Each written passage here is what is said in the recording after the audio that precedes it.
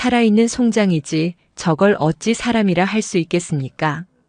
싸늘한 목소리가 새벽 예불을 앞둔 고요사 대웅전 앞마당의 정적을 날카롭게 갈랐다. 목소리의 주인은 학승 지명이었다. 그의 시선은 법당 앞 툇마루에 미동도 없이 앉아있는 묵산 큰 스님에게로 향해 있었다. 희끗한 새벽 여명 속에서 큰 스님의 모습은 이름 그대로 침묵하는 산과 같았고 또한 지명의 말 그대로 생기 없는 돌부처와도 같았다. 지명 스님, 어찌 큰 스님께 그런 망령된 말씀을 하십니까? 곁에 있던 젊은 행자승이 사색이 되어 말렸지만 지명은 코웃음을 쳤다. 그의 잘 다듬어진 눈썹이 쌀쌀한 가을 공기 속에서 꿈틀거렸다. 망령되다니. 사실을 말하는 것일세. 34년이다. 갓난아이가 자라 제 자식을 낳을 세월 동안 저분이 하신 일이 무엇인가? 그저 앉아 세월을 좀먹는 것 말고 대체 무엇을 했느냐 이 말이네. 저것은 수행이 아니라 아집이고 침묵이 아니라 교만일세. 지명의 목소리에는 서리빨 같은 확신이 서려 있었다. 그는 경전 해석에 있어서는 따를 자가 없다고 자부하는 학승이었다. 그의 눈에 비친 묵사는 불법을 왜곡하고 대중을 기만하는 낡은 유물에 불과했다. 부처님의 가르침은 끊임없이 설하고 토론하며 중생을 구제하는 데 있는 것이지 저렇게 입을 닫고 고목처럼 앉아있는 것이 아니었다. 지리산 깊은 자락, 천년의 세월을 버텨온 고요사는 가을의 절정에 있었다. 울긋불긋한 단풍이 사찰을 병풍처럼 둘러쌌고 맑은 계곡물 소리가 풍경 소리와 어우러져 속세의 번뇌를 씻어주는 듯 했다. 사찰의 명성은 오롯이 묵산 큰 스님에게서 나왔다. 34년간 이어진 그의 무건 수행은 살아있는 전설이었고 사람들은 그의 침묵 속에서 부처의 가르침을 찾으려 전국 각지에서 구름처럼 몰려들었다. 말없이 짓는 미소, 깊이를 알 수 없는 눈빛만으로도 사람들은 위안을 얻고 돌아갔다. 하지만 사찰의 평화로운 풍경 아래에는 보이지 않는 균열이 생기고 있었다. 그 시작은 아주 사소한 일들이었다. 며칠 전부터 새벽 공양을 위해 지어놓은 쌀밥이 하룻밤을 넘기지 못하고 쉬어버리는 일이 잦아졌다. 처음에는 날씨 탓이려니 했지만 쌀쌀한 가을 날씨에 밥이 쉰다는 것은 상식적으로 이해하기 힘든 일이었다. 법당에 피워놓은 향불이 바람 한 점 없는 실내에서 스르르 꺼져버리는 일도 반복되었다. 마치 눈에 보이지 않는 누군가가 입김으로 불어 끄기라도 한 것처럼. 주지 원영 스님은 깊은 시름에 잠겼다. 그는 묵산 큰 스님을 하늘처럼 존경하고 따랐지만 사찰의 운영을 책임져야 하는 현실적인 고민에서 자유로울 수 없었다. 신도들 사이에서는 벌써부터 불길한 징조라는 수군거림이 돌기 시작했다.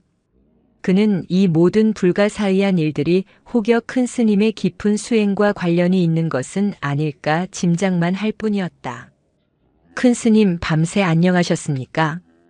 원영은 예를 갖춰 묵산에게 다가갔다. 묵산은 천천히 고개를 돌려 원영을 바라보았다. 그의 눈은 맑고 깊었으나 그 안에 담긴 뜻을 원영은 감히 헤아릴 수 없었다. 그저 희미한 미소를 지어 보일 뿐 묵산은 아무런 답이 없었다. 원영은 묵산의 앙상한 어깨와 깊게 팬 주름을 보며 마음이 아팠다. 저 침묵 속에 얼마나 많은 법문이 담겨 있을까. 하지만 그 침묵이 지금 고요사를 흔들고 있었다. 그날 이후 묵산 큰 스님의 행동은 더욱 기이해졌다. 그는 더 이상 툇마루에만 앉아있지 않았다. 하루 종일 사찰 경내를 아주 느린 걸음으로 배회했다. 그러다가 수백 년은 좋게 되었을 법당의 기둥 앞에 멈춰 서서 한나절을 꼬박 보내기도 했고 수많은 스님들의 발길에 닳아 반질반질해진 툇마루의 나뭇결을 하염없이 쓰다듬기도 했다. 사람들의 시선이 가장 많이 머문 곳은 그가 거대한 범종 앞에서 시간을 보낼 때였다. 고요사의 범종은 그 크기와 장엄함으로 유명했다. 한 번 울리면 그 소리가 지리산 능선을 타고 함양 땅 전체에 퍼져나간다고 했다. 묵사는 마치 평생을 함께한 벗을 대하듯 혹은 처음 보는 기이한 물건을 살피듯 종의 표면을 쓸어보고 종을 매단 거대한 나무 기둥을 올려다보며 깊은 상념에 잠겼다. 그의 눈빛은 종의 표면을 넘어 그 깊숙한 내부를 꿰뚫어 보는 듯 했다. 이런 기행이 며칠이고 계속되자 사찰의 분위기는 걷잡을 수 없이 어지러워졌다.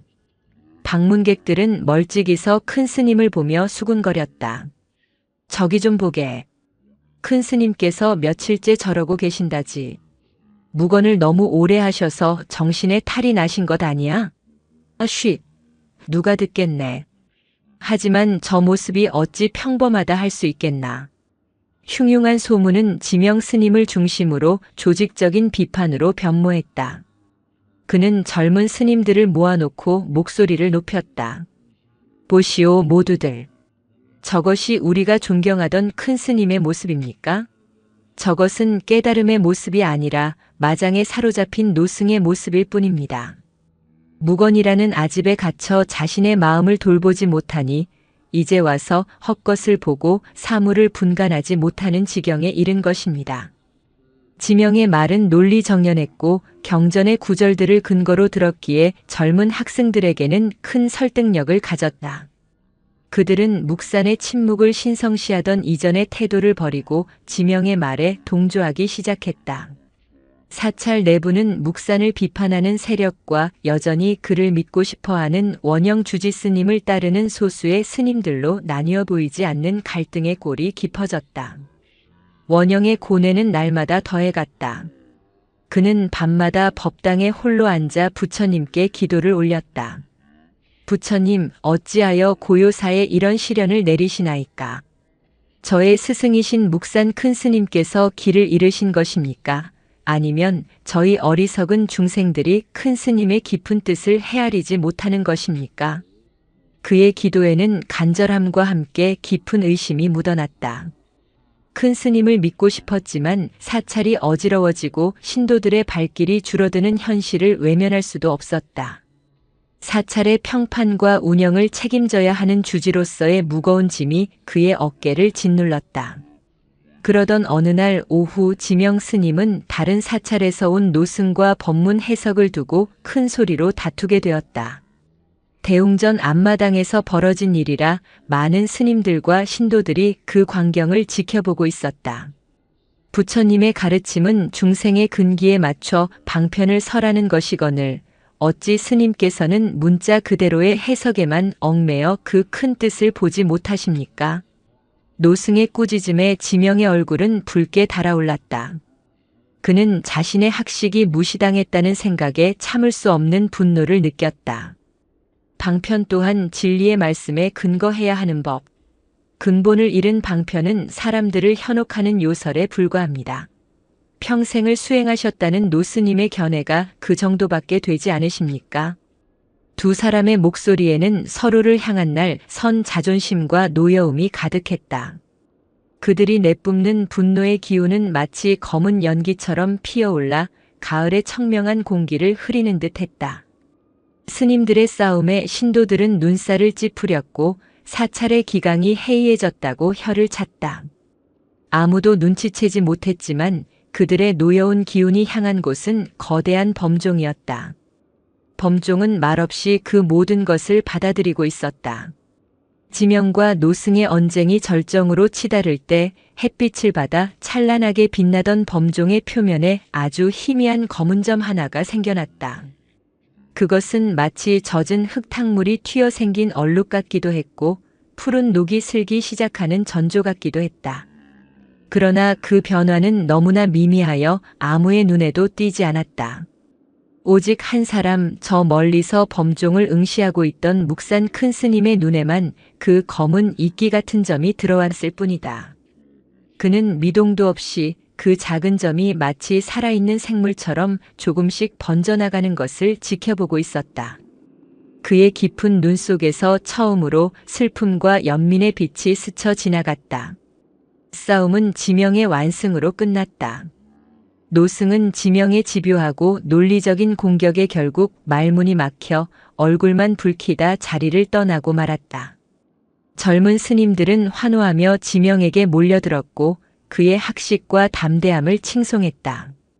지명은 으쓱해졌지만 한편으로는 마음 한구석이 씁쓸했다.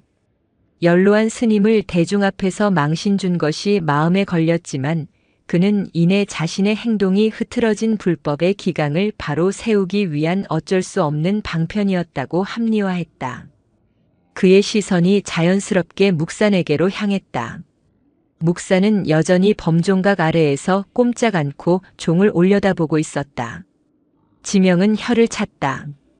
저 노인은 대체 저 쇳덩어리에서 무엇을 보려는 것인가? 내가 저렇게 불법을 수호하기 위해 싸우는 동안에도 그저 무의도식하며 사찰의 명예에 먹칠만 하고 있구나. 승리감에 도취된 지명의 눈에는 범종 표면에 핀 작은 검은 점 따위는 보일 리 없었다.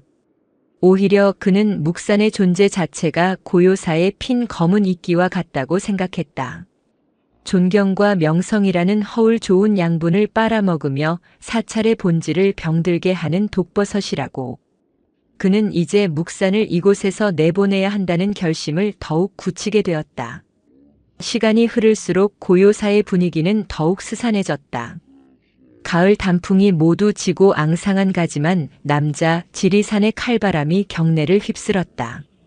불가사의한 일들은 이제 일상이 되었다. 밥이 쉬고 향불이 꺼지는 것은 예사였고 밤이면 법당 쪽에서 누군가 흐느끼는 듯한 소리가 들린다는 스님들도 생겨났다. 새벽 예불을 위해 법당에 들어선 스님들은 서늘한 한기를 느끼며 몸을 떨어야 했다. 법당 안의 공기는 마치 무거운 돌덩이처럼 스님들의 어깨를 짓눌렀다. 원영 주지 스님은 나날이 수척해졌다. 그는 매일같이 묵산의 처소로 찾아가 문 밖에서 하소연했다. 큰 스님, 제발 이 어리석은 중생에게 가르침을 주십시오. 사찰이 이리도 어지러운데 어찌 침묵만 지키고 계십니까? 스님의 깊은 뜻을 저희가 헤아리지 못하는 것이라면 방편을 써서라도 저희를 깨우쳐 주십시오. 이대로 가다가는 천년 고찰 고요사의 문을 닫아야 할 지경입니다. 하지만 묵산의 방문은 굳게 닫힌 채 아무런 대답이 없었다. 원영은 힘없이 돌아서면서도 문틈으로 새어나오는 차가운 공기에 절망감을 느꼈다. 스승과 제자 사이에 넘을 수 없는 거대한 벽이 가로놓인 듯 했다.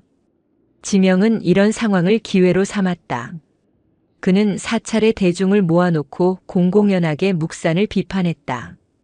여러분, 이 모든 불길한 일들이 언제부터 시작되었습니까? 바로 묵산 큰 스님께서 기이한 행동을 시작하신 그때부터입니다. 사찰의 가장 큰 어른이 마음의 중심을 잡지 못하고 마장에 휘둘리니 사찰 전체가 그 영향을 받는 것은 당연한 이치입니다. 그의 침묵은 더 이상 수행이 아니라 고요사를 병들게 하는 독입니다. 우리는 더 이상 좌시해서는 안 됩니다. 그의 선동에 많은 스님들이 동요했다. 특히 젊은 스님들은 묵산의 신화에 가려져 있던 고요사의 현실적인 문제들, 예컨대 줄어드는 후원과 낡은 시설 등을 거론하며 지명의 의견에 힘을 실었다. 이제 묵산은 존경의 대상이 아니라 해결해야 할 문제, 제거해야 할 장애물처럼 여겨지기 시작했다. 그 와중에도 묵산의 일과는 변함이 없었다. 그는 새벽에 일어나 경내를 돌고 한참 동안 범종을 바라보다가 다시 처소로 돌아갔다. 그의 얼굴에는 어떤 감정도 드러나지 않았다. 비난에도 동정에도 걱정에도 그는 초연한 듯 보였다. 하지만 그의 시선은 날이 갈수록 범종의 한 부분에 오래도록 머물렀다. 지명과 노승이 다투던 날 생겨났던 희미한 검은 점은 이제 아이의 손바닥만 한 크기의 검은 이끼로 자라나 있었다. 그 이끼는 끈적한 수분을 머금은 듯 음험한 검은 빛을 띠고 있었다. 그리고 사찰에 불길한 일이 생길 때마다 스님들 사이에 갈등이 깊어질 때마다 그 이끼는 마치 살아있는 생명체처럼 조금씩 아주 조금씩 자신의 영역을 넓혀가는 듯 했다. 어느 날 묵산은 범종각을 지나 마당 한쪽으로 발걸음을 옮겼다. 그곳에는 신도들이 쌓아 올린 작은 돌탑이 있었다. 그는 허리를 굽혀 탑 아래에 놓인 작은 돌멩이 하나를 조심스럽게 집어들었다. 어른의 엄지손톱만 한 아무런 특징도 없는 평범한 조약돌이었다. 그는 손바닥에 돌멩이를 올려놓고 가만히 들여다보았다. 차갑고 단단한 감촉이 손바닥에 전해졌다. 그의 마음속으로 깊은 독백이 흘렀다. 이 작은 돌 하나에도 시작도 끝도 없는 시간과 광대무변한 공간, 온 우주가 담겨 있거늘. 수억 겁의 인연이 모여 지금 내 손바닥 위에 잠시 머물러 있구나. 하물며 저 거대한 종은 어떠한가? 저 종은 본래 부처님의 법음을 전하기 위해 만들어진 것이나 지금은 중생의 번뇌를 담는 그릇이 되었구나. 저 안에 담긴 시기와 무지와 욕심의 때를 어찌하여 그대들은 저 거대한 종 안에 담긴 그대들 자신의 마음을 보지 못하는가? 소경이 코끼리를 만지듯 제 눈에 보이는 것만이 전부라 믿고 제 귀에 들리는 것만이 진실이라 여기는구나. 가엾은지고.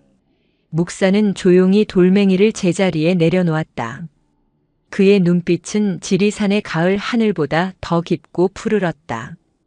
그는 이미 모든 것을 알고 있었다. 문제의 원인도 해결할 방법도. 다만 때를 기다리고 있을 뿐이었다. 인연이 무르익고 모든 이들의 업보가 한자리에서 터져나올 그 순간을. 겨울을 앞둔 어느 날 고요사의 결정적인 사건이 터졌다. 사찰의 가장 큰 후원자인 한보살의 발길이 마침내 끊어진 것이다. 그녀는 매년 막대한 시주를 해왔고 그녀의 후원금은 고요사 운영의 상당 부분을 차지하고 있었다. 그녀가 보낸 사람의 전언은 간단했다. 큰 스님께서 실성을 하셨다는 흉흉한 소문이 파다한데 그런 곳에 더는 시주할 수 없다는 것이었다. 이 소식은 기름을 부은 불과 같았다. 지명은 이것이 하늘이 내린 기회라고 생각했다. 그는 그날 밤 원영 주지 스님을 제외한 사찰의 모든 스님들을 자신의 처소로 불러 모았다. 이제 모든 것이 명확해졌습니다. 묵사는 더 이상 우리의 스승이 아닙니다. 고요사를 망치는 암적인 존재일 뿐입니다. 그를 내보내지 않으면 우리 모두가 공멸하게 될 것입니다. 주지 스님께서는 정에 이끌려 결단을 내리지 못하시니 이제 우리라도 나서서 사찰을 바로잡아야 합니다. 지명의 목소리는 비장했고 그의 눈은 광기로 번뜩였다. 스님들은 침묵했다. 묵산을 존경했던 지난 세월과 지금 눈앞에 닥친 현실 사이에서 갈등했다. 한 젊은 스님이 용기를 내어 물었다. 하지만 어찌 우리가 큰 스님을 강제로 내보낼 수 있겠습니까? 그것은 불제자로서 차마 할 수 없는 일이 아닙니까? 지명이 버럭 소리를 질렀다. 어리석은 소리. 썩은 가지를 쳐내지 않으면 나무 전체가 죽는 법. 부처님께서는 진리를 위해서라면 부모와 스승이라도 버릴 수 있다고 하셨다. 지금 우리의 행동은 개인의 감정 때문이 아니라 불법과 고요사를 지키기 위한 대의이다. 그의 단호한 외침에 더 이상 아무도 이의를 제기하지 못했다. 침묵은 암묵적인 동의가 되었다. 그들은 다음 날 아침 묵산 큰 스님을 강제로 사찰에서 내보내기로 결의했다. 그들의 탁하고 무거운 결심은 어두운 밤 공기를 타고 경내로 퍼져나갔다. 그리고 그 기운을 고스란히 흡수한 범종의 검은 이끼는 밤사이에 2배로 커져 있었다. 마치 거대한 종의 심장에 멍이 든 것처럼 그 모습은 불길하기 짝이 없었다. 다음 날 고요사에 휘몰아칠 거대한 폭풍을 예고하고 있었다. 다음 날 새벽 해가 뜨기 전에 어둠은 유난히 짙고 차가웠다. 고요사 경내에는 살얼음 같은 긴장감이 감돌았다. 밤새 묵직한 결심을 마친 스님들은 대웅전 앞마당에 하나둘씩 모여들었다. 그들의 얼굴에는 비장함과 함께 차마 떨치지 못한 불안감이 서려 있었다. 원영 주지 스님도 그 자리에 있었지만 그는 차마 스님들의 무리에 섞이지 못하고 멀찍이 서 기둥에 기댄 채 괴로운 표정으로 입술만 깨물고 있었다. 막으려 해도 막을 수 없는 거대한 파도가 절벽을 향해 돌진하는 것을 무력하게 지켜보는 심정이었다. 이윽고 묵산 큰 스님이 처소에서 나왔다. 그는 평소와 다름없는 모습이었다. 흐트러짐 없는 걸음으로 마당을 가로지르는 그의 모습은 마치 이 모든 음모를 꿰뚫고 있으면서도 또한 아무것도 모르는 것처럼 태연했다. 묵산이 마당 한가운데에 이르렀을 때 마침내 지명이 앞을 가로막았다. 그의 뒤로 수십 명의 스님들이 병풍처럼 둘러서서 퇴로를 막았다. 큰 스님, 더 이상은 아니 되겠습니다. 지명의 목소리는 낮고 단호했다. 그는 준비해온 비난의 화살을 하나씩 쏘아 올리기 시작했다. 큰 스님의 그릇된 아집과 기행으로 천년 고찰 고요사의 명예는 땅에 떨어졌고 대중의 마음은 흩어졌으면 사찰의 근간이 흔들리고 있습니다. 이는 불법을 모독하고 부처님을 기만하는 행위입니다. 저희는 더 이상 큰 스님을 스승으로 모실 수 없습니다. 그의 말이 끝나자 다른 스님들도 용기를 얻어 한마디씩 거들기 시작했다. 사찰에 드는 불길한 기운이 모두 큰 스님 때문이라는 소문이 파다합니다. 부디 저희와 고요사를 위해 조용히 이곳을 떠나주십시오. 비난과 원망이 섞인 말들이 사방에서 쏟아졌다. 그것은 더 이상 간청이 아니라 노골적인 축출 통보였다. 원영은 차마 그 광경을 보지 못하고 고개를 돌려 눈을 감았다. 하지만 그 모든 비난의 중심에 선 묵산은 미동도 하지 않았다. 그는 자신을 둘러싼 제자들의 얼굴을 하나하나 천천히 그리고 깊이 들여다보았다. 그의 눈빛은 분노나 원망이 아니었다. 마치 길 잃은 어린 사슴을 바라보는 듯한 깊은 연민과 슬픔이 담겨 있었다. 그 맑고 깊은 눈빛에 마주친 몇몇 젊은 스님들은 저도 모르게 시선을 피하며 고개를 숙였다. 자신들의 행동이 과연 옳은 것인지 마음속 깊은 곳에서 의문이 고개를 들었다. 지명은 이 침묵이 자신들의 결의를 흔들려는 묵산의 또 다른 기만술이라 생각했다. 그는 더욱 목소리를 높였다. 듣고 계십니까? 저희는 큰 스님을 내쫓으려는 것이 아닙니다. 불법을 수호하고 고요사를 지키려는 것입니다. 이 또한 부처님의 가르침을 따르는 길입니다. 그가 삿대질을 하며 묵산의 어깨를 향해 손을 뻗으려던 바로 그 순간이었다. 묵산이 움직였다. 그는 자신을 향해 뻗어오는 지명의 손길을 피하지도 막지도 않았다. 그저 조용히 몸을 돌렸다. 그리고는 아무 일도 없었다는 듯 자신을 둘러싼 스님들 사이의 틈을 향해 묵묵히 걸어갔다. 그의 움직임에는 어떤 위압감도 없었지만 스님들은 저도 모르게 길을 비켜주었다. 어딜 가십니까? 제 말을 무시하는 겁니까?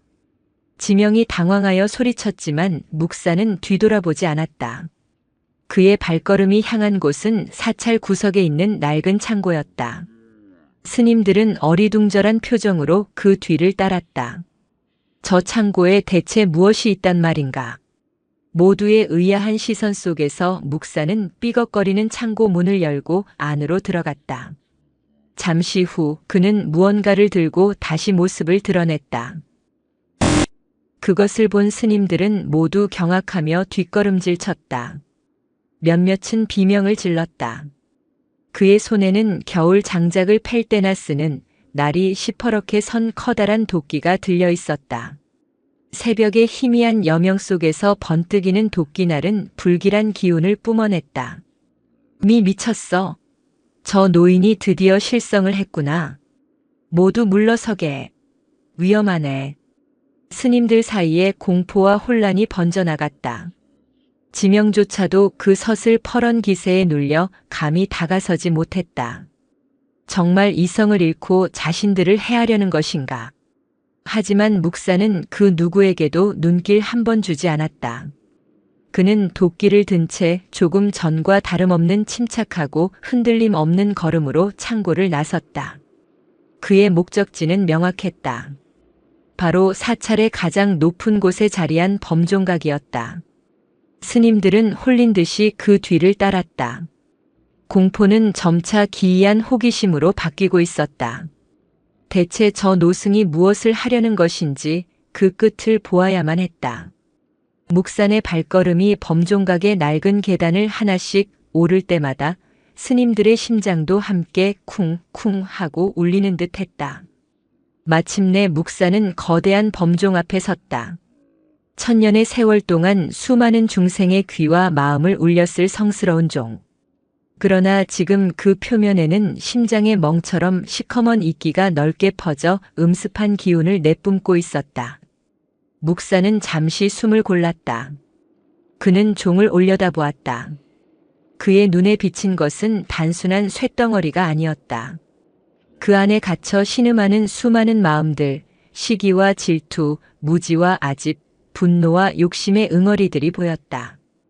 그는 조용히 도끼를 든 두 손을 가슴 높이로 들어 올렸다. 멈추시오.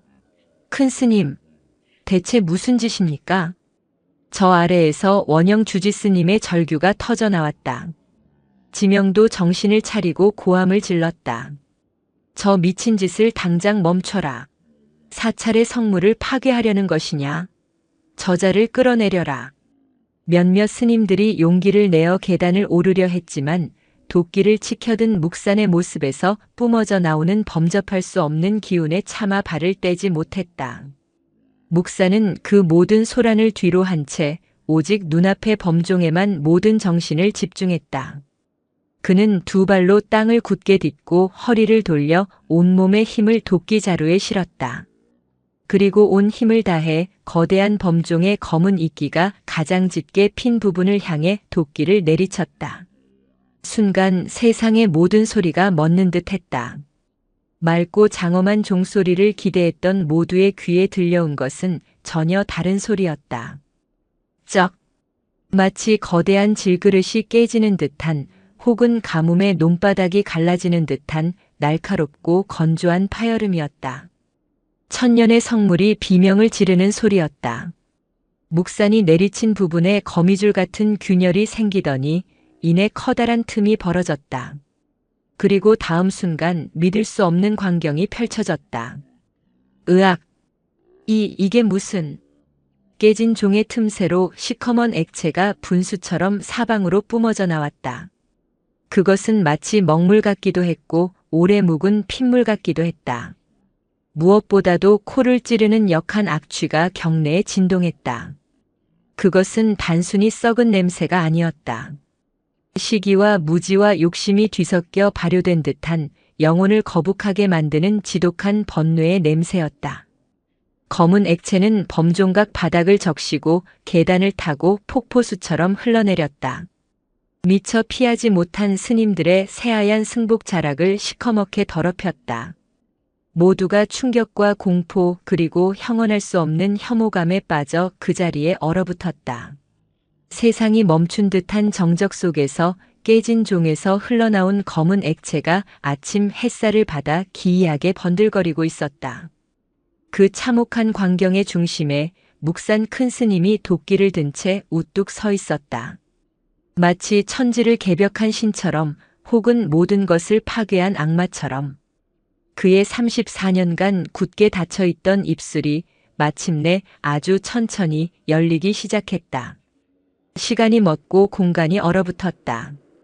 지리산의 바람마저 숨을 죽인 듯 고요사 경내에는 깨진 종에서 흘러나온 검은 액체가 스며드는 소리와 스님들의 거친 숨소리만이 전부였다. 그 지독한 악취와 눈앞의 참혹한 광경에 모두가 넋을 잃고 서 있는 바로 그 순간 묵산 큰 스님의 마른 입술이 열렸다. 34년의 침묵을 깨고 나온 첫 음성은 모두의 예상을 완전히 벗어나는 것이었다. 쇳소리가 섞인 갈라진 목소리일 것이라 생각했지만 허공을 가르며 울려 퍼진 그의 음성은 놀랍도록 맑고 깊었다. 그것은 가뭄 끝에 내리는 단비처럼 메마른 영혼을 적셨고 어둠 속을 가르는 새벽 범종 소리처럼 마음의 무지를 깨웠다. 종이 울지 못한 것은 종의 탓이 아니요. 나직하지만 경내의 모든 스님들의 귓가에 아니 심장에 직접 와서 박히는 듯한 목소리였다. 모두가 숨을 삼켰다. 지명은 저도 모르게 한 걸음 뒤로 물러섰다. 저 목소리는 저 음성은 분명 묵산의 것이었다. 그러나 그 안에 담긴 힘과 울림은 그가 알던 나약한 노승의 것이 아니었다. 목사는 도끼를 든 손을 천천히 내렸다. 시퍼런 날이 흙바닥에 툭 하고 부딪혔지만 아무도 그 소리를 의식하지 못했다. 모두의 시선은 오직 그의 입술에만 고정되어 있었다. 그 안에 쌓인 시기와 무지와 욕심의 때가 소리의 길을 막았기 때문이요. 그의 두 번째 말이 떨어지는 순간 기이한 일이 벌어졌다. 범종각 계단을 타고 흘러내리던 그 역겨운 검은 액체가 마치 뜨거운 햇볕 아래의 아침 안개처럼 스르르 증발하기 시작했다. 코를 찌르던 악취는 온데간데 없이 사라지고 그 자리에는 비온 뒤의 숲처럼 청량하고 맑은 공기가 감돌기 시작했다. 시커멓게 더러워졌던 스님들의 승복 자락도 원래의 흰색으로 돌아왔다. 눈앞에서 펼쳐지는 광경을 스님들은 그저 망연히 바라볼 뿐이었다. 목사는 자신을 둘러싼 제자들을, 아니 길 잃은 아들들을 바라보듯 자애로운 눈길로 둘러보았다. 지난 몇 달간 이 절에 일어났던 모든 불길한 일들을 기억하는가? 공양간에 밥이 쉬고 법당의 향불이 꺼지고 밤마다 곡소리가 들려오던 그 모든 일들 말이네. 그의 말에 스님들은 저도 모르게 고개를 끄덕였다. 그들을 괴롭혔던 공포의 근원이 무엇인지 이제야 밝혀진다는 예감에 모두가 침을 삼켰다. 그대들은 그것이 외부에서 들어온 불길한 기운이라 생각했지. 혹은 내가 노망이 들어 마장에 사로잡혔기 때문이라 여겼을 것이야. 그의 시선이 지명에게 잠시 머물렀다. 지명은 마치 벌거벗겨진 기분이었다. 자신의 속마음을, 그 추악한 생각들을 모두 꿰뚫어 보고 있었다는 사실에 온몸의 피가 차갑게 식는 듯 했다. 그는 차마 고개를 들지 못하고 시선을 바닥으로 떨궜다. 허나 모든 문제의 근원은 밖에 있는 것이 아니었네. 바로 우리 안에 있었지. 그대들과 이 절을 찾는 신도들의 마음속에 쌓인 번뇌와 탁한 마음이 그 근원이었다. 목사는 손을 들어 깨진 범종을 가리켰다. 저 종은 본래 부처님의 법음을 온 세상에 전하는 성스러운 도구이지만 동시에 이 절의 모든 기운이 모이는 중심이기도 하다. 그대들이 서로를 시기하고 질투할 때, 법문을 두고 자존심 싸움을 벌이며 노여움을 터뜨릴 때 줄어드는 시주에 대한 걱정과 욕심을 품을 때 그 모든 어두운 마음들이 보이지 않는 독이 되어 저 종 안에 차곡차곡 쌓였던 것이다. 그의 설명에 스님들 사이에서 낮은 탄식이 터져나왔다. 지명과 노승의 다툼을 지켜보았던 스님들은 그날 범종의 표면에 어렸던 희미한 검은 점을 떠올렸다. 그것이 시작이었다. 그들의 번뇌가 유형의 형태로 드러난 첫 징조였던 것이다. 그 독이 가득 차 넘쳐 흐르자 종은 본래의 소리를 잃고 오히려 사악한 기운을 뿜어내기 시작했네. 그 기운이 공양미를 쉬게 하고 향불을 꺼뜨리고 이 도량의 공기를 무겁게 짓눌렀던 게야. 종이 병들자 절 전체가 병들었던 것이다. 묵산의 설법은 논리적이면서도 가슴을 울리는 힘이 있었다. 그 어떤 경전의 구절보다도 명확하고 날카롭게 진실을 드러내고 있었다. 나는 그 병의 근원을 보았네. 하지만 그대들의 귀는 닫혀 있고 눈은 가려져 있었지. 내가 100마디 말을 한들 그대들은 듣지 않았을 것이야. 그저 노망든 늙은이의 헛소리로 치부했을 테지. 그래서 나는 기다렸네.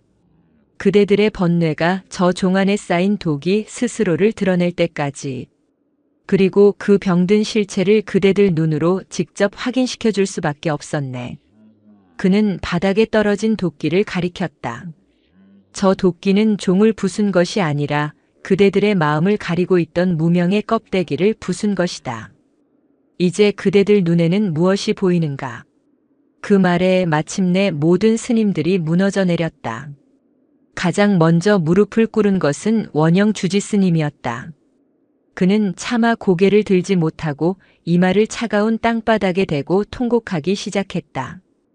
흐흑 스승님, 어리석은 제자를 용서하십시오. 스승님의 깊은 뜻도 모르고 의심하고 원망했습니다. 이 절에 주지라는 자가 사찰이 병들어가는 근원조차 살피지 못하고 눈에 보이는 현상에만 급급하여 스승님을 고뇌하게 만들었습니다. 제가 바로 고요사를 병들게 한 가장 큰 죄인입니다. 그의 울음은 기폭제가 되었다. 다른 스님들도 하나둘씩 그 자리에 엎드려 울기 시작했다. 어떤 이는 자신의 교만함을 참회했고 어떤 이는 동료 스님을 향한 시기심을 참회했으며 어떤 이는 눈앞의 이익에 눈이 멀었던 자신을 꾸짖었다. 마당은 거대한 참회의 바다가 되었다.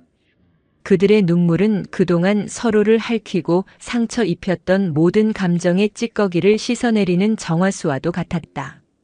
오직 한 사람 지명만이 뻣뻣하게 서 있었다. 그는 울지도 무릎을 꿇지도 못했다. 아니, 온몸이 돌처럼 굳어 움직일 수가 없었다. 그의 머릿속은 거대한 혼돈에 휩싸여 있었다. 자신이 평생을 바쳐 쌓아 올린 지식의 탑, 논리의 성이 한순간에 와르르 무너져 내리는 소리를 듣고 있었다. 자신이 불법을 수호하기 위한 대의라고 믿었던 모든 행동들이 실은 가장 추악한 아집과 교만에서 비롯된 것이었음을 깨달았다. 자신이 바로 저 검은 도객을 만들어낸 가장 큰 원흉이었음을 인정해야만 했다. 그 진실은 너무나도 고통스러워서 차라리 미쳐버리는 것이 나을 것 같았다. 묵사는 그런 지명에게로 천천히 다가갔다. 그리고는 그의 어깨에 부드럽게 손을 얹었다. 지명은 그 따뜻한 온기에 온몸을 부르르 떨었다. 지명아. 묵사는 그의 법명을 나직하게 불렀다. 가장 똑똑한 이가 가장 어리석을 수 있고 가장 밝은 빛이 가장 짙은 그림자를 만드는 법이니라. 그대의 잘못이 아니다. 다만 그대가 가진 지혜가 아직 진정한 지혜가 되지 못하고 아는 것에만 머물러 있었기 때문이니라. 그 말에 지명의 눈에서 마침내 뜨거운 눈물 한 방울이 툭 하고 떨어졌다. 그것은 시작에 불과했다. 한번 터져나온 눈물은 봇물처럼 쏟아져 나왔다. 그는 어린아이처럼 목 놓아 울기 시작했다. 그 울음 속에는 그의 자존심, 그의 교만, 그의 모든 것이 녹아내리고 있었다. 묵사는 우는 제자들을 말없이 지켜보았다. 그의 얼굴에 비로소 옅은 미소가 번졌다. 깨진 범종의 틈새로 지리산의 맑은 아침 햇살이 비집고 들어와 상처 입은 영혼들을 따스하게 감싸주고 있었다. 고요사의 길고 길었던 어둠이 끝나고 새로운 아침이 밝아오고 있었다. 고요사의 아침은 참회의 눈물과 함께 시작되었다. 스님들의 통곡 소리가 잦아들었을 때 경내는 무거운 침묵에 잠겼다. 그러나 그것은 이전의 불신과 긴장감이 감돌던 침묵이 아니었다. 모든 허울을 벗어던지고 자신의 내면을 고통스럽게 마주한 이들만이 가질 수 있는 겸허하고 숙연한 침묵이었다. 모두가 엎드려 있는 가운데 원영 주지스님이 가장 먼저 몸을 일으켰다. 그의 얼굴은 눈물로 얼룩져 있었지만 눈빛은 이전과 비교할 수 없을 정도로 맑고 단단해져 있었다. 그는 묵산 큰 스님 앞에 다시 한번 깊이 허리를 숙였다. 큰 스님, 이제 저희가 무엇을 어찌해야 합니까? 부디 가르침을 내려주십시오. 그의 물음은 모든 스님들의 마음을 대변하는 것이었다. 묵사는 깨진 범종을 한번 돌아보고는 나직하게 입을 열었다. 깨진 그릇은 다시 붙일 수 없느니라. 허나 깨졌기에 비로소 그 쓸모를 다한 그릇도 있는 법이다. 저 종은 이제 부처님의 법음을 전하는 소임을 다하고 그대들의 어리석음을 깨우치는 더 큰 소임을 맡게 되었으니 그대로 두어라. 이곳을 오가는 모든 이들이 저 깨진 종을 보고 스스로의 마음을 비추어 보게 될 것이니 이 또한 무상의 설법이 아니겠는가. 그의 말에 스님들은 고개를 들어 깨진 범종을 바라보았다. 조금 전까지만 해도 흉물스럽고 불길하게만 보였던 부서진 쇠조각이 이제는 더없이 소중한 가르침을 주는 스승처럼 보였다. 겉모습은 부서졌지만 그 본질은 오히려 더욱 빛나고 있었다. 묵사는 설법을 이어갔다. 그의 목소리는 차분했지만 한마디 한마디에 우주의 이치를 담은 듯한 무게가 실려 있었다. 화엄경에 이르기를 일체유심 조조라 하였다. 세상 모든 것은 오직 마음이 지어내는 것일 뿐이라는 뜻이다. 그대들을 괴롭혔던 불길한 현상도 사찰을 뒤덮었던 무거운 공기도 모두 바깥에서 온 것이 아니라 그대들 마음속 삼독, 즉 탐욕과 분노와 어리석음이 만들어낸 환영일 뿐이니라. 그의 설법은 스님들의 가슴에 비수처럼 날아와 박혔다. 특히 탐욕, 분노, 어리석음이라는 말은 각자의 가슴 속에 숨겨두었던 부끄러운 기억들을 들추어냈다. 더 좋은 소임에 대한 탐욕, 자신을 인정해주지 않는 것에 대한 분노, 스스로의 좁은 소견만이 옳다고 믿었던 어리석음. 그 모든 것이 바로 자신들의 이야기였다. 마음이 청정하면 머무는 땅 또한 청정하고 마음이 어지러우면 세상 또한 지옥이 되는 법. 그대들은 부처를 밖에서 찾으려 했고 문제의 원인을 남에게서 찾으려 했다. 허나 진정한 부처는 그대들 마음속에 있으며 모든 문제의 해결 또한 그대들 마음을 들여다보는 데서 시작되는 것이니라. 이것이 지난 34년간 내가 침묵으로 말하고자 했던 전부이니라. 설법이 끝나자 스님들은 다시 한번 깊이 머리를 조아렸다. 그 어떤 법회에서도 들어보지 못했던 살아있는 법문이었다. 그날 이후 고요사는 완전히 새로운 절로 다시 태어났다. 가장 큰 변화는 지명에게서 시작되었다. 그는 며칠 동안 자신의 처소에서 두문불출했다. 아무도 그가 안에서 무엇을 하는지 알지 못했다. 며칠 후 모두의 앞에 다시 나타난 그의 모습은 예전에 총기 넘치고 오만했던 학생의 모습이 아니었다. 그는 수척해져 있었지만 눈빛은 놀랍도록 차분하고 겸손해져 있었다. 그는 말없이 쌀이비를 들고 범종각으로 향했다. 그리고 깨진 종에서 흘러나온 검은 액체가 남긴 희미한 얼룩을 닦아내기 시작했다. 그것은 쉽게 지워지는 얼룩이 아니었다. 스며든 도끼는 물리적인 힘만으로는 지울 수 없는 듯 했다. 하지만 지명은 매일같이 동이 트기 전부터 해가 질 때까지 묵묵히 범종각 바닥을 쓸고 닦았다. 그것은 단순한 청소가 아니었다. 자신의 마음속에 깊이 스며든 교만의 얼룩을 닦아내는 처절한 참회의 과정이었다. 그의 정수리 위로 차가운 겨울바람이 스쳐 지나갔지만 그는 아랑곳하지 않았다. 원영 주지스님은 그런 지명을 그저 묵묵히 지켜볼 뿐이었다. 그리고 그는 사찰의 모든 대중을 모아 자신부터 시작하여 모두가 참회하고 새로 시작할 것을 제안했다. 스님들은 더 이상 서로의 허물을 들추거나 자신의 공을 내세우지 않았다. 대신 새벽 예불과 울력 그리고 참선에 더욱 매진했다. 누군가 시키지 않아도 낡은 법당을 수리하고 굳은 일을 도맡아 했다. 그들의 마음에서 시기와 다툼이 사라지자 사찰의 공기는 날마다 맑아졌다. 신기하게도 그들이 다시 짓는 밥은 예전처럼 구수했고 법당의 향불은 꺼지지 않고 은은한 향을 온종일 뿜어냈다. 고요사의 기적에 대한 소문은 산을 넘어 함양 땅을 지나 전국으로 퍼져나갔다. 처음에는 사람들이 반신반의했다. 하지만 저를 찾은 사람들은 이전과는 완전히 달라진 사찰의 분위기에 놀라지 않을 수 없었다. 스님들의 얼굴에는 평온함과 자비심이 가득했고 경내를 감도는 공기는 청정하기 그지없었다. 사람들은 깨진 범종 앞에 서서 그 기이한 모습과 그 안에 담긴 이야기를 전해 들으며 자신의 삶을 돌아보았다. 많은 이들이 그 앞에서 눈물을 흘리며 자신의 마음속 번뇌를 참회했다. 떠나갔던 가장 큰 후원자 보살도 소식을 듣고 한 걸음에 달려왔다. 그녀는 묵산 큰 스님과 모든 대중 앞에 엎드려 자신의 어리석음을 사죄했고 이전보다 더 큰 마음을 내어 사찰의 재건을 도왔다. 그러나 이제 고요사의 스님들에게 시주 액수의 많고 적음은 더 이상 중요한 문제가 아니었다. 그들은 시주에 담긴 마음에 감사할 뿐 그것에 얽매이지 않았다. 어느 깊은 밤 지명은 홀로 범종각을 닦다 말고 잠시 허리를 폈다.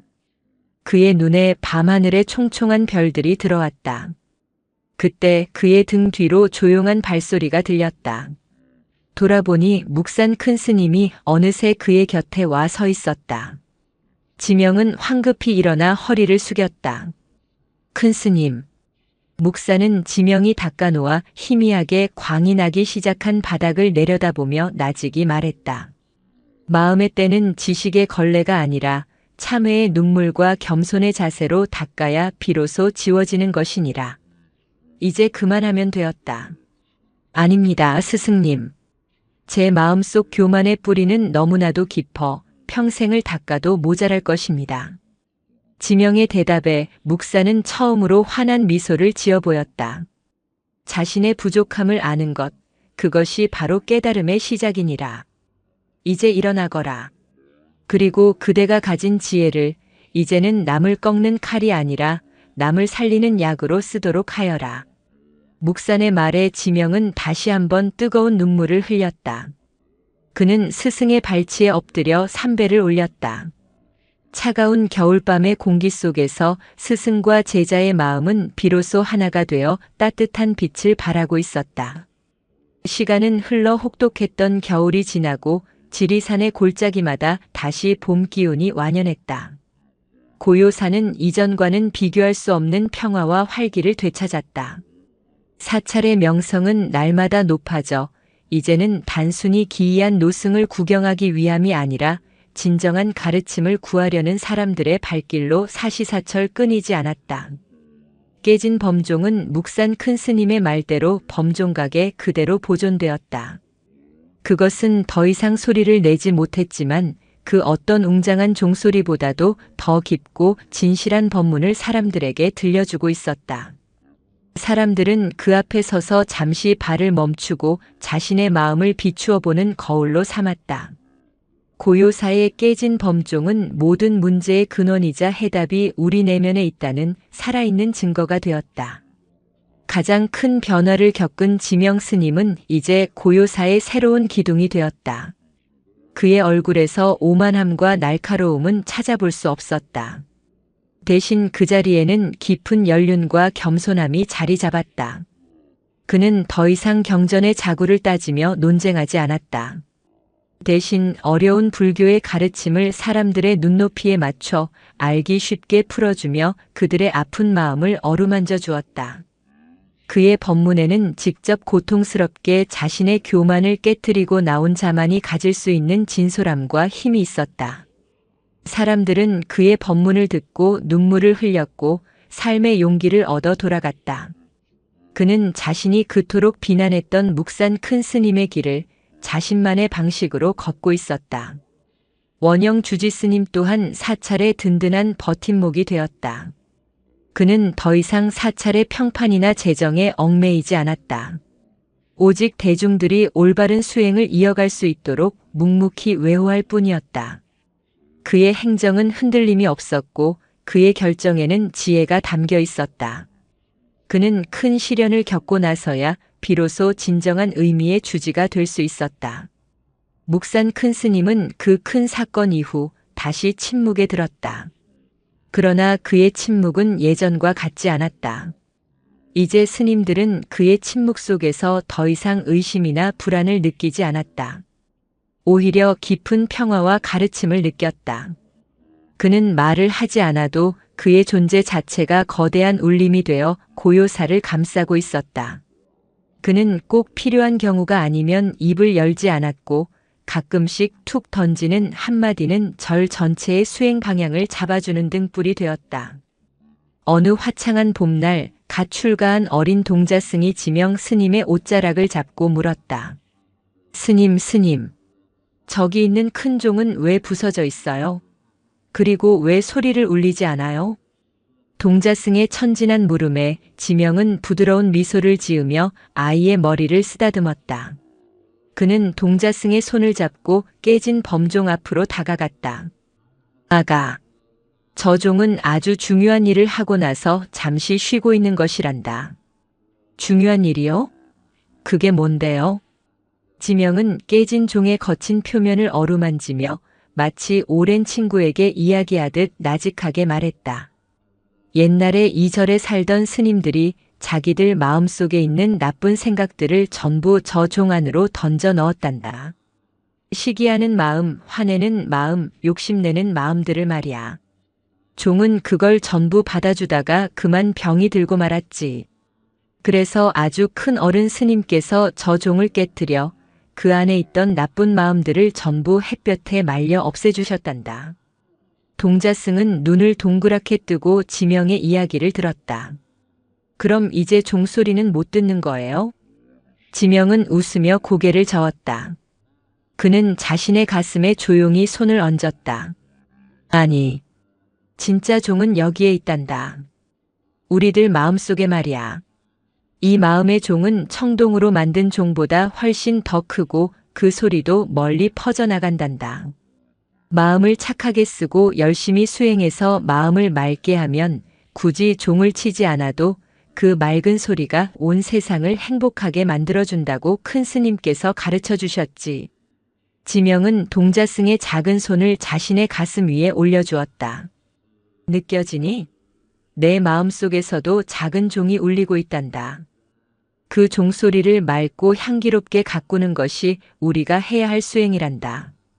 동자승은 고개를 갸웃거리면서도 자신의 가슴에서 느껴지는 따뜻한 온기와 고동 소리에 집중하며 진지한 표정으로 고개를 끄덕였다. 그 모습을 저 멀리 툇마루에서 묵산 큰 스님이 말없이 지켜보고 있었다. 그의 얼굴에는 지리산의 봄 햇살보다 더 따스하고 충만한 미소가 번지고 있었다. 깨진 범종은 말이 없었지만 그 침묵 속에서 진정한 법은 세대를 넘어 그렇게 이어지고 있었다. 고요사의 소리 없는 종소리는 그 어떤 웅장한 소리보다도 더 깊고 길게 사람들의 마음속으로 퍼져나가고 있었다. 시간의 강물은 고요히 흘러 여름을 지나 다시 가을의 문턱에 들어섰다. 묵산 큰 스님이 범종을 깨트린 그날의 사건은 이제 고요사의 전설이 되어 회자될수록 그 깊이를 더해갔다. 사찰은 완전한 안정을 되찾았다. 아니, 안정이라는 말을 넘어선 깊은 깨어있음의 기운이 경내를 감돌았다. 스님들은 저마다 묵묵히 자신의 소임을 다하면서도 서로를 향한 눈빛에는 따스한 존중과 이해가 담겨 있었다. 특히 지명 스님의 변화는 놀라웠다. 그는 더 이상 날카로운 지식의 칼날을 휘두르지 않았다. 대신 그의 입에서 나오는 말들은 상처 입은 마음을 치유하는 감로수가 되어 사람들의 가슴에 스며들었다.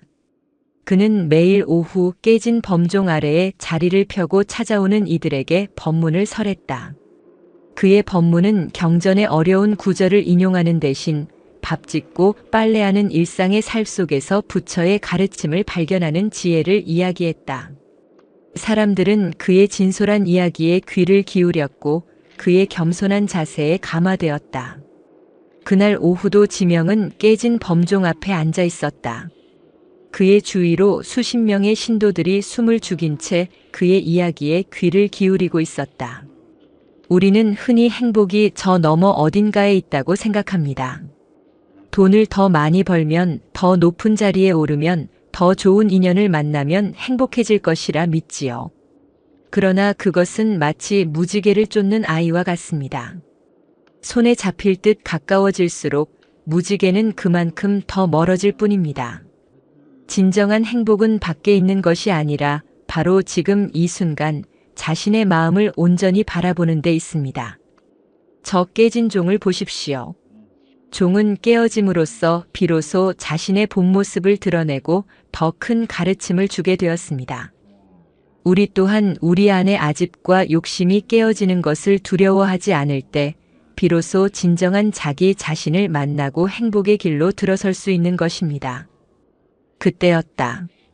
법문에 집중하던 대중의 뒤편에서 그 평화로운 분위기와는 어울리지 않는 한 인형이 나타났다. 그는 30대 후반으로 보이는 사내였다.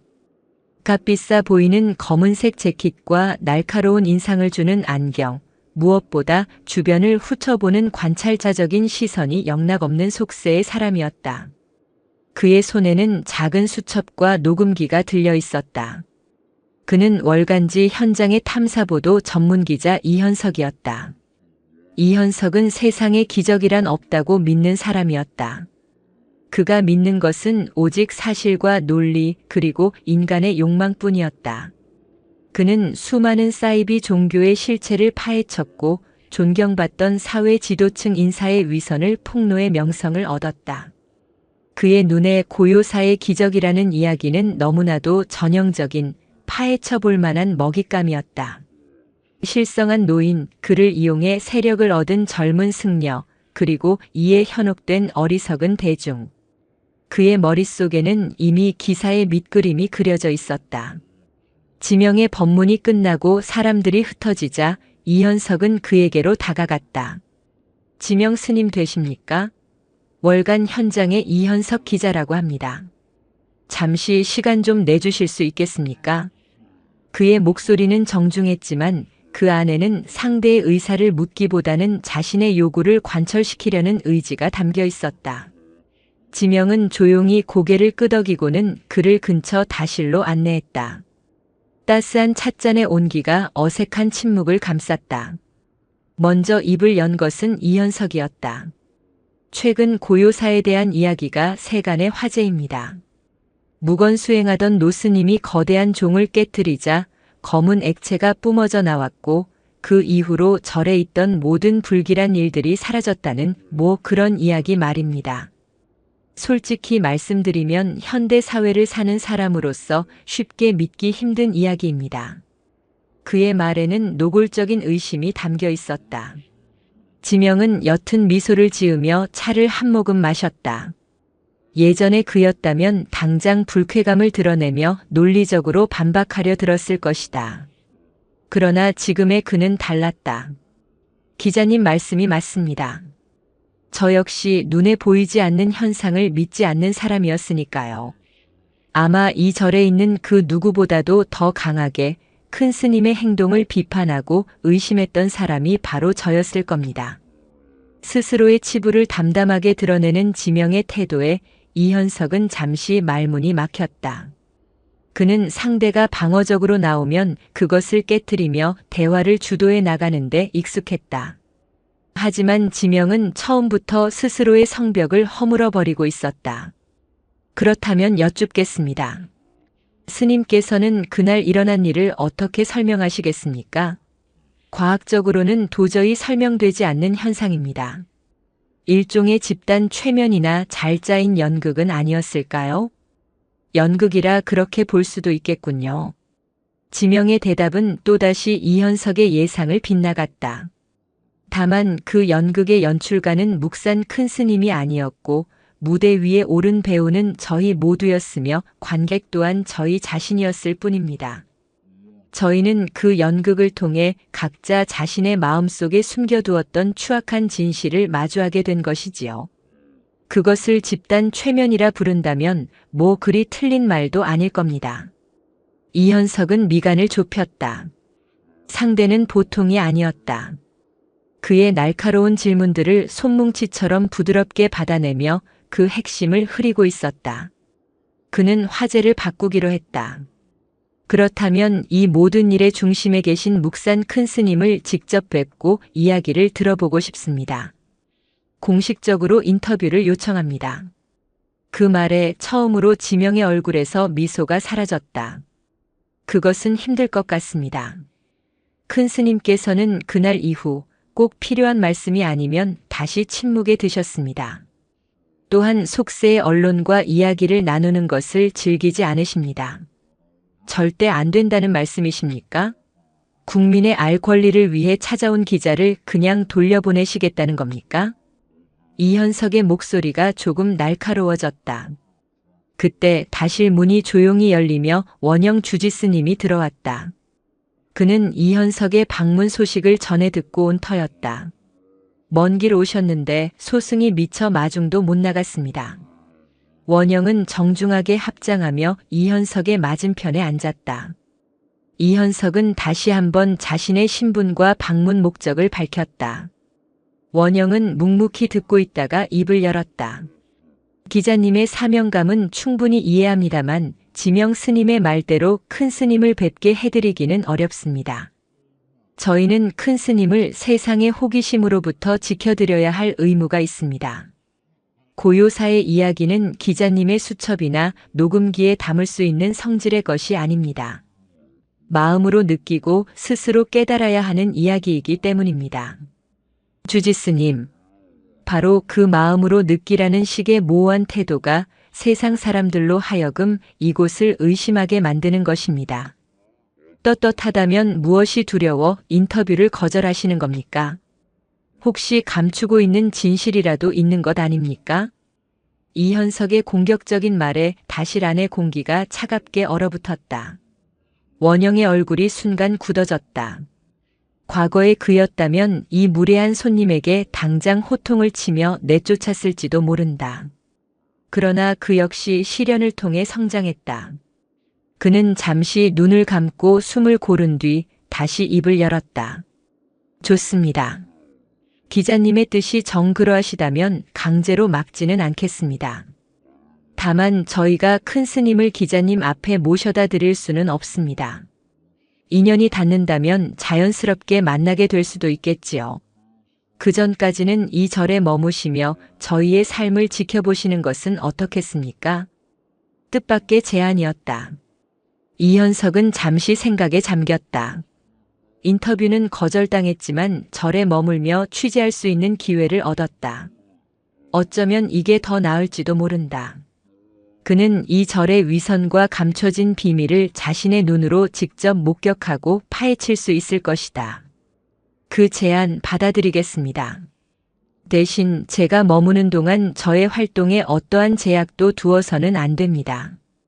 저는 제가 원하는 사람과 자유롭게 이야기하고 원하는 곳을 둘러볼 것입니다. 그렇게 하십시오. 저희는 아무것도 감출 것이 없습니다.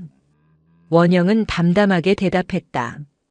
그렇게 이현석의 기묘한 동거가 시작되었다. 그는 절에서 배정해준 작은 방에 짐을 풀고 곧바로 취재에 나섰다.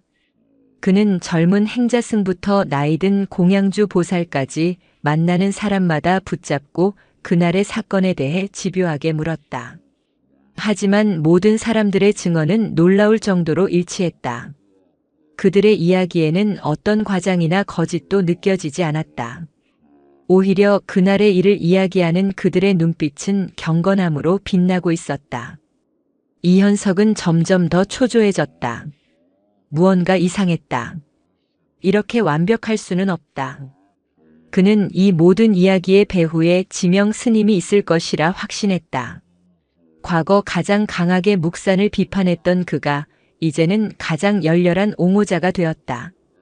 그 극적인 반전이야말로 이 연극의 핵심일 것이다. 그는 지명을 무너뜨리면 이 모든 신화가 모래성처럼 허물어질 것이라 생각했다. 그날 저녁 공양을 마치고 자신의 처소로 돌아가던 지명의 앞을 이현석이 다시 가로막았다. 스님, 오늘 하루 종일 스님들의 이야기를 들어봤지만 저는 여전히 납득할 수 없습니다. 특히 스님의 변화가 그렇습니다. 한때 묵산 스님을 실성했다고 비난하며 내쫓으려 했던 분이 이제 와서 그를 부처처럼 떠받들고 있습니다. 대체 그날 무슨 일이 있었던 겁니까? 묵산 스님이 스님의 약점이라도 쥐고 협박을 한 겁니까? 아니면 이 모든 것을 기획하고 스님께서 새로운 실세가 되기로 약속이라도 받으신 겁니까? 이현석의 질문은 단순한 의심을 넘어 인신공격에 가까운 모욕이었다. 서늘한 밤 공기 속 그의 말은 비수처럼 날아와 지명의 가슴을 향했다. 지명은 아무 말 없이 그를 바라보았다. 그의 눈빛이 아주 희미하게 흔들리고 있었다. 과거의 상처가 건드려진 듯 그의 얼굴에 순간 고통스러운 빛이 스쳐 지나갔다. 이현석은 자신이 그의 약점을 찔렀다고 확신하며 그를 더욱 몰아붙일 다음 질문을 머릿속으로 준비하고 있었다. 서늘한 밤 공기가 두 사람 사이에 흘렀다. 이현석은 승리를 예감하며 지명의 입이 열리기를 기다렸다. 분노, 당혹 혹은 변명.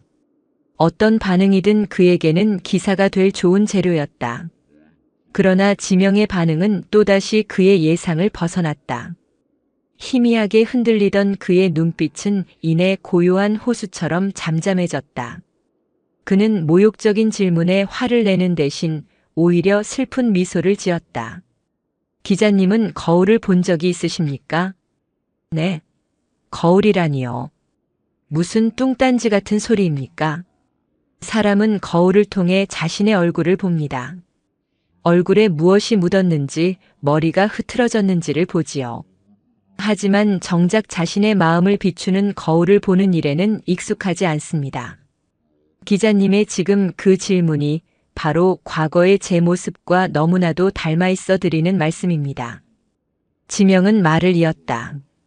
그의 목소리는 차분했지만 그 안에는 깊은 성찰의 무게가 담겨 있었다. 저 역시 그랬습니다. 제 지식과 논리라는 거울로 세상을 재단했지요. 그 거울에 비추어 조금이라도 이치에 맞지 않으면 틀린 것이고 어리석은 것이라 단정했습니다. 큰 스님의 침묵 또한 제 거울 속에서는 교만과 아집으로밖에 보이지 않았습니다. 하지만 저는 깨닫지 못했습니다. 제 손에 들린 거울이 실은 제 자신의 욕망과 편견으로 이미 더러워져 있었다는 사실을 말입니다. 이현석은 할 말을 잃었다. 이것은 그가 예상했던 반응이 아니었다. 그는 논쟁을 원했지만 지명은 자기 고백을 하고 있었다. 기자님께서 저에게 던진 그 날카로운 의심들, 약점을 쥐고 협박했다거나 새로운 실세가 되기로 약속했다는 그 모든 상상들. 그것은 어쩌면 기자님께서 세상을 바라보는 방식, 기자님이 살아오면서 겪었던 세상의 모습이 투영된 것은 아닐까요? 저는 기자님을 비난하는 것이 아닙니다. 다만 남을 향해 들이민 거울에 자신의 모습이 비치고 있지는 않은지 한번 돌아보셨으면 하는 마음에서 드리는 말씀입니다. 그 말은 이현석의 가슴에 파문을 일으켰다. 그는 늘 자신이 객관적이고 공정한 관찰자라고 믿어왔다. 하지만 한 번도 자신의 관점 자체에 의심을 품어본 적은 없었다. 그는 지명의 말을 애써 무시하며 다시 공격의 고삐를 잡으려 했다. 스님의 교묘한 화술에 감탄했습니다. 하지만 그런 식의 선문답으로는 저를 설득할 수 없습니다. 저는 팩트를 원합니다. 그날 정말로 검은 액체가 나왔다면 그 성분은 무엇이었습니까? 국과수의 의뢰라도 해보셨습니까? 어째서 그 기적의 현장을 사진 한 장 남겨두지 않으셨습니까? 사진이라. 지명은 희미하게 웃었다. 마음의 병이 엑스레이에 찍히지 않듯 마음의 때가 카메라에 담길 리 있겠습니까? 설령 그것을 찍어 보여드린들 기자님께서는 그것을 교묘한 화학약품의 트릭이라 분석하는 기사를 쓰시지 않았을까요? 진실은 때로 증명의 영역 너머에 있는 법입니다. 그것은 믿음의 문제도 아닙니다. 스스로 체험하고 깨닫지 않으면 결코 알 수 없는 영역이지요. 이현석은 더 이상 대화를 이어가는 것이 무의미하다고 느꼈다. 지명은 단단한 유체처럼 그의 모든 공격을 흘려보내고 있었다. 그는 혀를 차며 돌아섰다. 하지만 그의 마음속은 이전보다 훨씬 더 복잡해져 있었다. 더러워진 거울이라는 말이 귓가에 맴돌며 그를 괴롭혔다. 다음 날부터 이현석의 취재 방식은 더욱 집요해졌다. 그는 사찰의 일과를 따라다니며 모든 것을 기록하고 촬영했다. 새벽 예불, 공양, 울력, 참선. 그는 스님들의 일거수일투족에서 위선과 가식의 증거를 찾아내려 애썼다. 하지만 그의 눈에 비친 것은 놀라울 정도의 평온함과 규칙적인 일상뿐이었다. 그곳에는 어떤 광신적인 열광도 비밀스러운 의식도 없었다. 스님들은 묵묵히 자신의 소임을 다했고 서로에게 그리고 자신에게 더없이 친절하고 예의 바르게 행동했다. 그 평온함이 이현석을 더욱 짜증나게 만들었다. 그는 이 모든 것이 자신을 속이기 위한 거대한 연극이라고 생각했다. 사찰의 분위기도 이현석의 존재로 인해 미묘하게 변해가고 있었다. 스님들은 그의 날카로운 시선과 무례한 질문에 조금씩 지쳐갔다. 몇몇 젊은 스님들은 그의 교묘한 논리에 흔들리는 모습을 보이기도 했다. 어쩌면 정말 우리가 집단으로 착각했던 것은 아닐까 하는 의심의 씨앗이 조용히 싹트고 있었다. 고요사를 뒤덮었던 번뇌의 먹구름이 이현석이라는 외부의 바람을 타고 다시 몰려올 조짐을 보이고 있었다. 원영 주지스님은 이 모든 상황을 무거운 마음으로 지켜보고 있었다. 그는 이현석을 내쫓고 싶었지만 그랬다가는 진실을 은폐하려는 수상한 사찰이라는 오명을 뒤집었을 것이 시불고듯 뻔했다. 그렇다고 이대로 두자니 가까스로 되찾은 사찰의 평화가 다시 깨어질 것 같아 두려웠다. 그는 며칠을 고심한 끝에 결국 묵산 큰 스님의 처소를 찾았다. 큰 스님, 어리석은 제자가 또다시 스승님께 가르침을 구하러 왔습니다. 원영은 문 밖에서 조용히 읍하고는 이현석 기자의 일과 그로 인해 흔들리는 사찰의 분위기를 소상히 아뢰었다. 한참 동안 그의 하소연을 듣고 있던 방문 안에서는 아무런 대답이 없었다. 원영이 초조하게 다음 말을 기다리고 있을 때 문이 스르르 열렸다. 묵사는 말없이 먹과 벼루 그리고 화선지를 들고 나왔다. 그는 툇마루에 조용히 앉아 먹을 갈기 시작했다. 원영은 숨을 죽이고 그의 행동을 지켜보았다. 한참 동안 먹을 간 묵사는 붓에 먹을 듬뿍 찍어 화선지 위에 단 한 글자를 써내려갔다. 거울경. 글자에는 힘과 깊이가 있었다. 묵사는 그 글자를 원영에게 보여주고는 다시 아무 말 없이 처소로 들어갔다. 원영은 그 글자를 들고 한참 동안 생각에 잠겼다. 거울. 지명 스님도 그 기자에게 거울 이야기를 했다고 들었다. 스승께서는 지금 같은 가르침을 주고 계신 것이다. 저 기자는 문제의 원인이 아니다. 그는 거울일 뿐이다. 우리의 마음을 비추는 거울. 그가 있기에 우리가 흔들린다면 그것은 그의 탓이 아니라 아직 우리 마음속에 흔들릴 만한 무언가가 남아있기 때문이라는 뜻이다.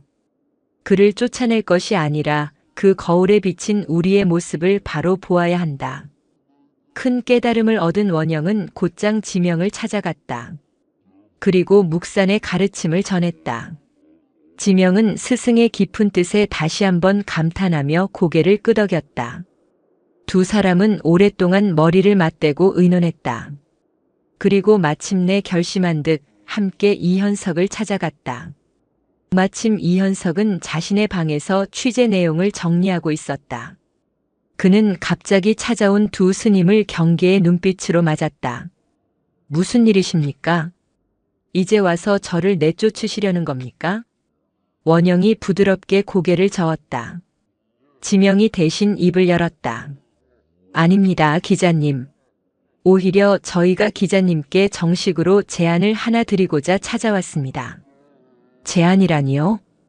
기자님께서는 계속해서 저희의 말을 믿지 못하고 저희의 삶 속에서 증거를 찾으려 하십니다. 하지만 기자님은 지금까지 관찰자로서만 저희를 겉돌았습니다.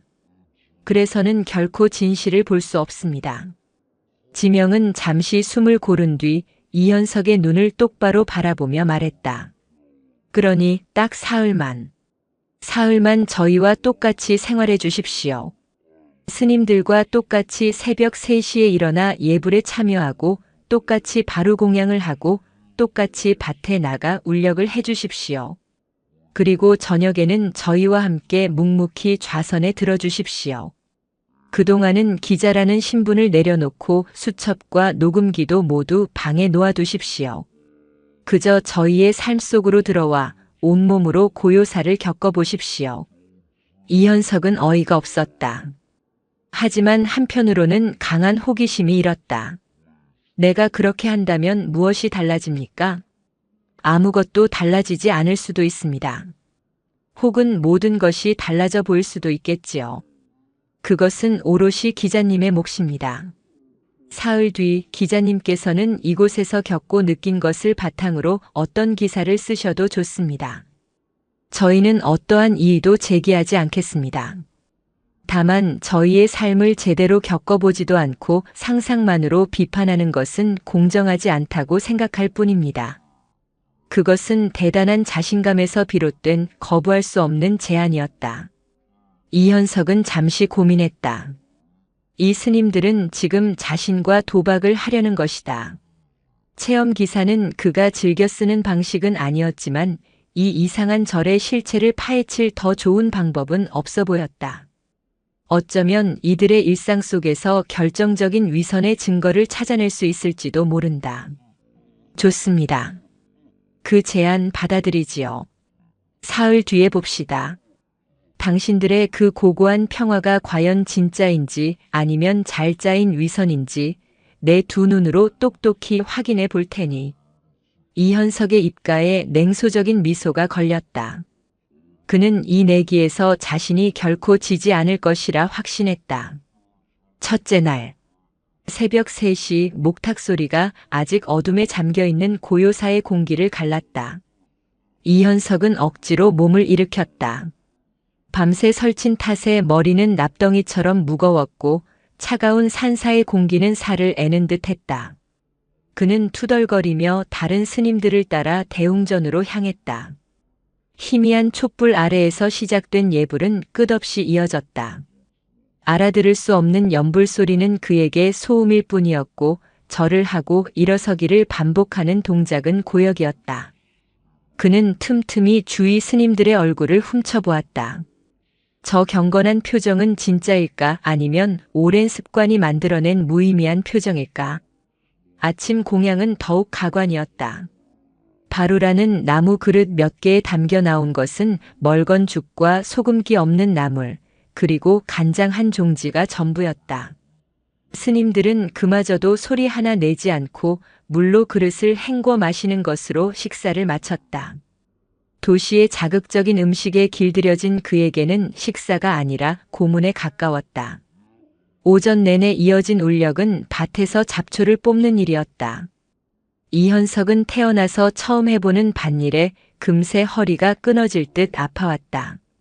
그는 이 모든 것이 자신을 길들이려는 의도적인 과정이라고 생각했다. 육체를 고되게 만들어 비판적인 사고를 마비시키려는 저급한 수법이라고. 그러나 스님들은 누구 하나 불평 없이 오히려 즐거운 표정으로 묵묵히 자신의 일을 했다. 그 모습이 이현석을 더욱 심란하게 만들었다. 둘째 날, 몸의 고통은 조금 익숙해졌지만 마음의 고통이 그를 괴롭히기 시작했다. 고요사의 하루는 그에게 너무나도 느리고 단조로웠다. 자극적인 뉴스와 정보의 홍수 속에서 살아온 그에게 이 절의 고요함은 견딜 수 없는 지루함이었다. 그는 수첩에 무언가를 적고 싶었고 누군가와 논쟁하고 싶었으며 인터넷에 접속해 세상 소식을 확인하고 싶었다. 손과 입 그리고 머리가 근질거렸다. 그는 깨달았다. 자신이 얼마나 많은 외부의 자극에 의존해 살아왔는지를. 무언가를 끊임없이 보고 듣고 말하지 않으면 불안해지는 자신을 발견했다.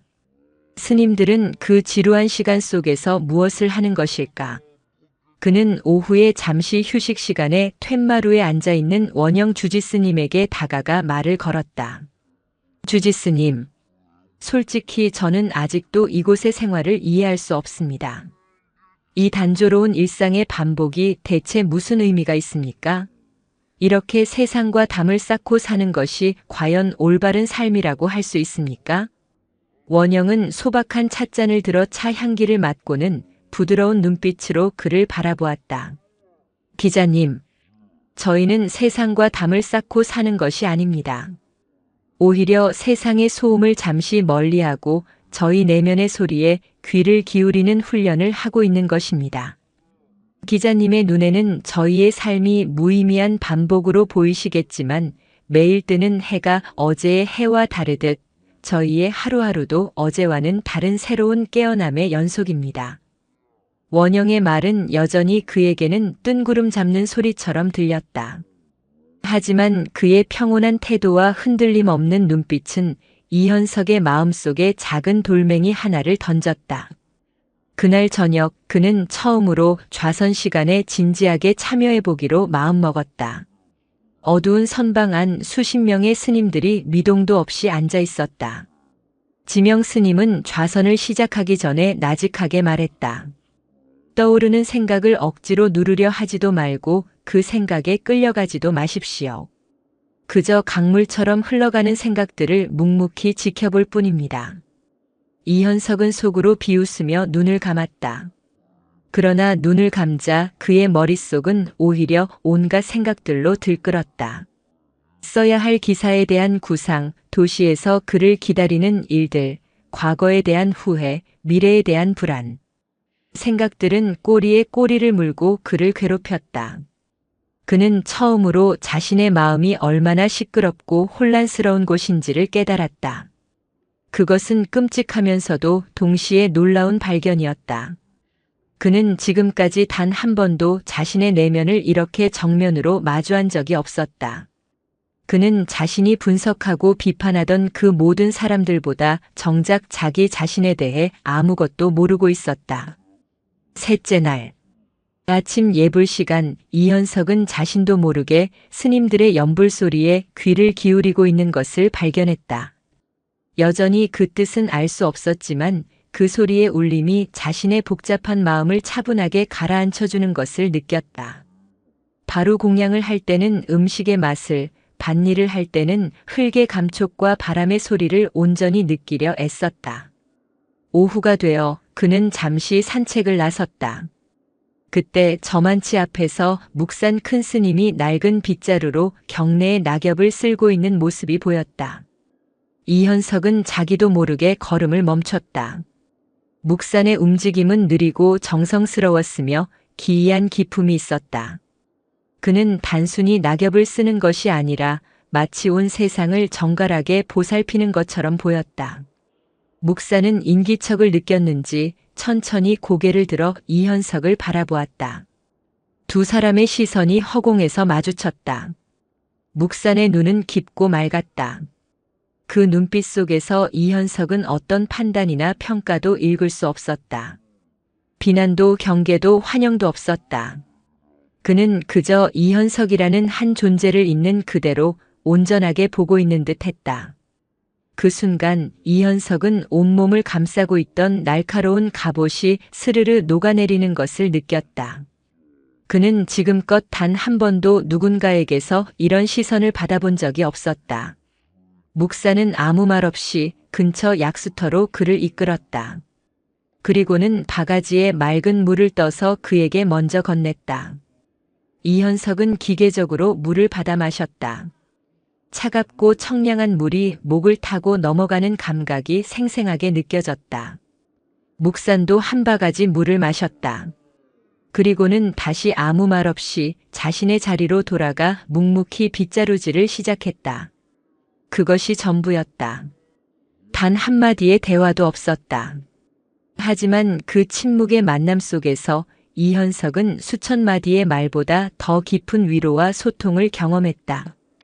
그의 단단했던 냉소와 이성의 돌멩이가 따스한 봄볕에 언 땅이 녹듯 부드럽게 녹아내리기 시작했다.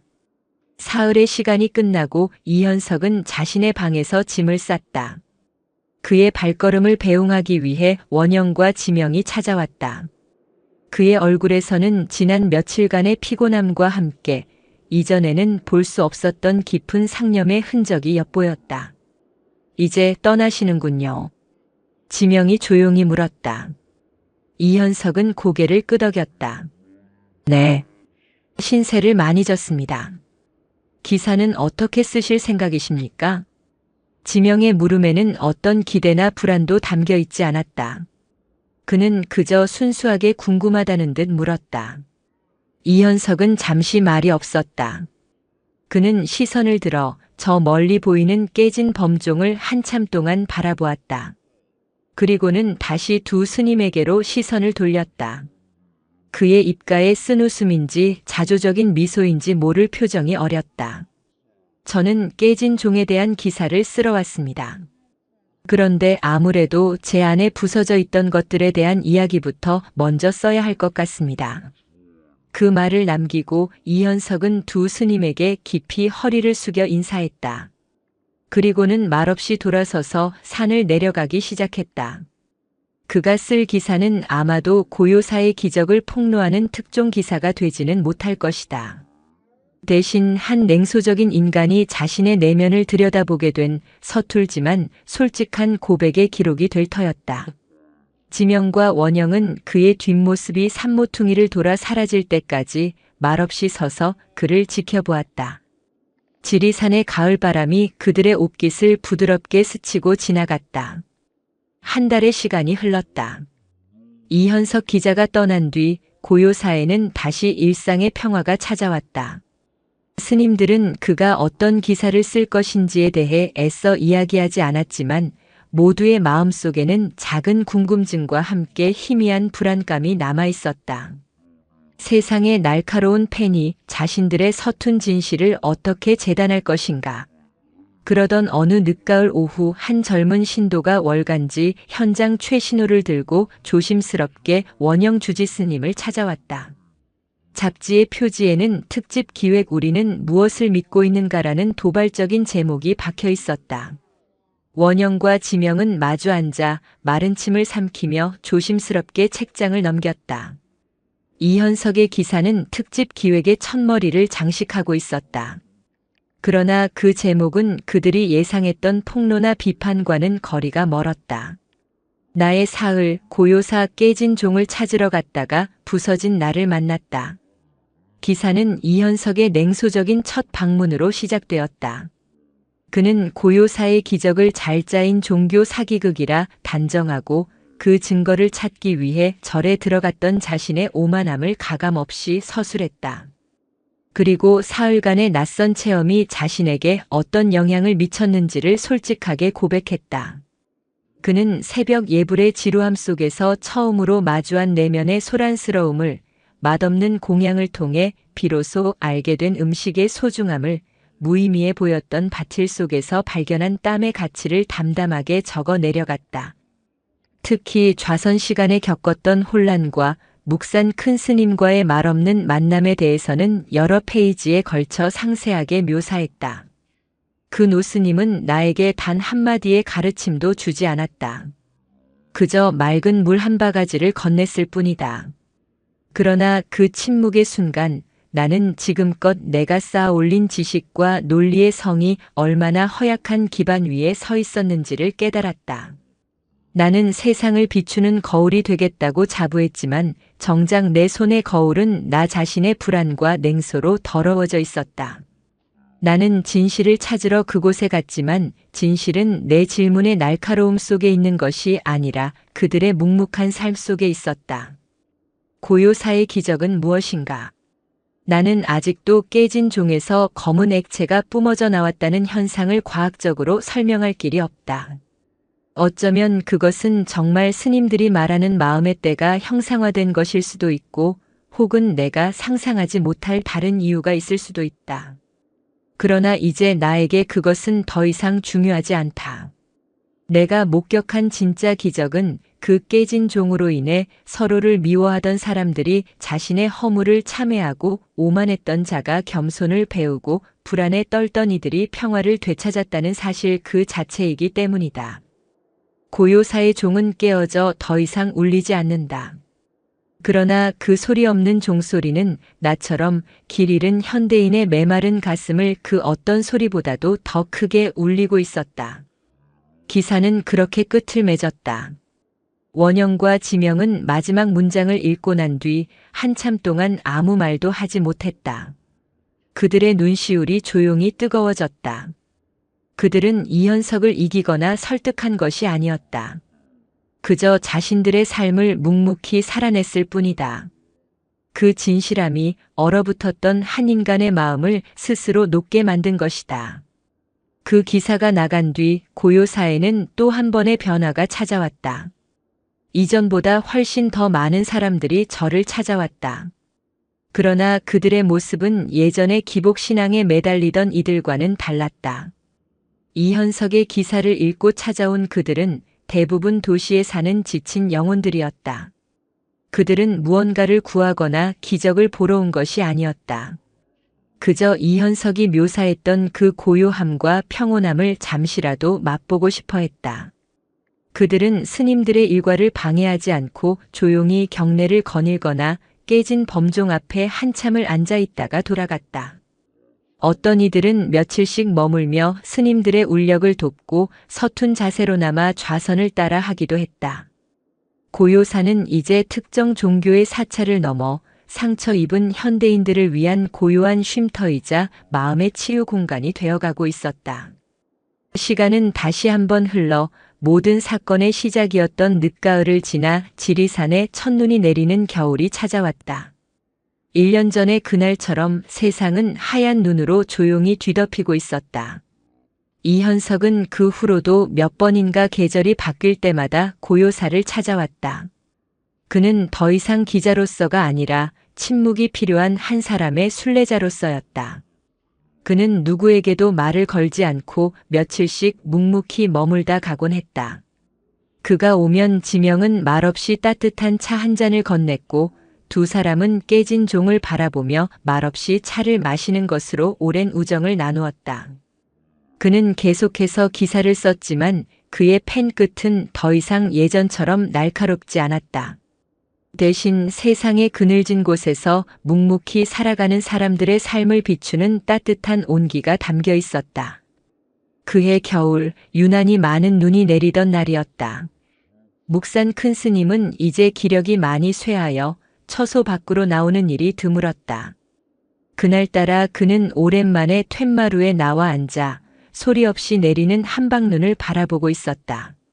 하얀 눈은 깨진 범종 위에도 기와 지붕 위에도 그리고 온 세상 위에도 공평하게 쌓여 모든 상처와 흔적을 부드럽게 감싸주고 있었다. 지명이 따뜻한 찻잔을 들고 스승의 곁으로 다가와 조용히 앉았다. 지난 1년간 그의 얼굴에는 헤아릴 수 없는 깊이가 더해져 있었다. 그는 이제 고요사를 이끌어갈 듬직한 스승의 모습을 갖추고 있었다. 스승과 제자는 한참 동안 아무 말 없이 함께 눈 내리는 풍경을 바라보았다. 세상의 모든 소음이 하얀 눈 속에 묻히는 듯한 완전한 평화의 순간이었다. 얼마나 시간이 흘렀을까?